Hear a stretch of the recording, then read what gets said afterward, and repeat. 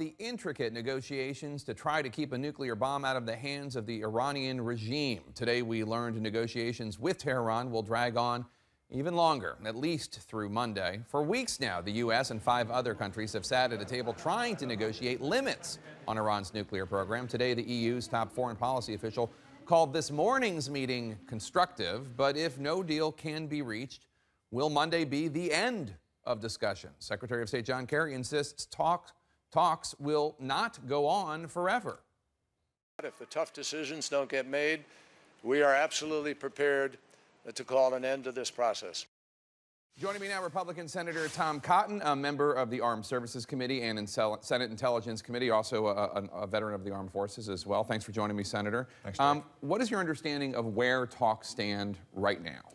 Well, we've had another 4-day extension, and I think that we're continuing to teach Iran a very bad lesson, that the window for diplomacy never closes, that they can continue to get extensions and continue to get concessions or even put new issues on the negotiating table. So I don't know if there's been any progress made in recent days, but I do know that these continued extensions of deadlines are teaching Iran a very bad lesson. Why is the window for diplomacy is never closed? Why is that a bad lesson? Because every time we've had one of these extensions, we've seen Iran walk back from their previous concessions or demand new concessions from the United States. For instance, 3 months ago, they walked back from their previous commitment to ship all of their uranium out of the country or to close their underground fortified bunker. Now they are demanding that we lift the conventional arms embargo, not nuclear-related sanctions or embargo, but conventional arms embargo, at the same time that they're going to be getting tens of billions of dollars in the signing bonus. What do you think they're going to use that money for if they want the arms embargo listed? They're going to use it to buy more weapons so they can destabilize the Middle East even more. You and I have talked before about your view that the military option should be on the table. I want to play some sound for you from your fellow Senator Lindsey Graham of South Carolina, who's also running for president. I asked him what he would do when it came to dealing with Iran in negotiations. Take a listen. If I'm president of the United States and they want to try to break out nuclearly, a nuclear breakout, we're not just going after your facilities. We're going after your offensive capability. We're going to sink your Navy and we're going to shoot your Air Force down. If that's what you want, that's what you're going to get.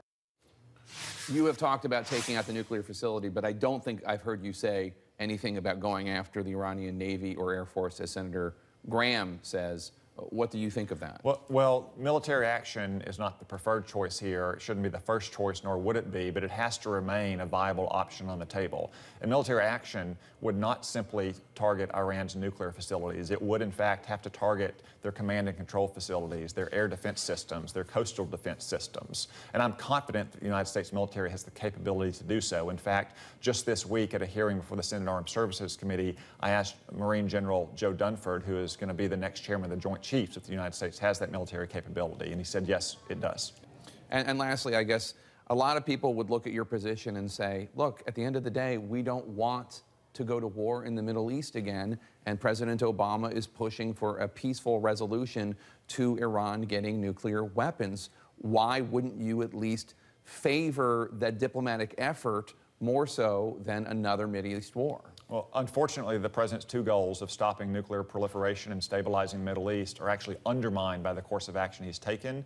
You can see that in what's happened in Syria and Iraq with the Islamic State, but you can also see it in the reaction of some of our Gulf partners, like the Emiratis or the Saudis, who are more anxious than ever and are building up their own defenses because they realize that a nuclear Iran is a grave threat not only to the United States, but also to the regional stability.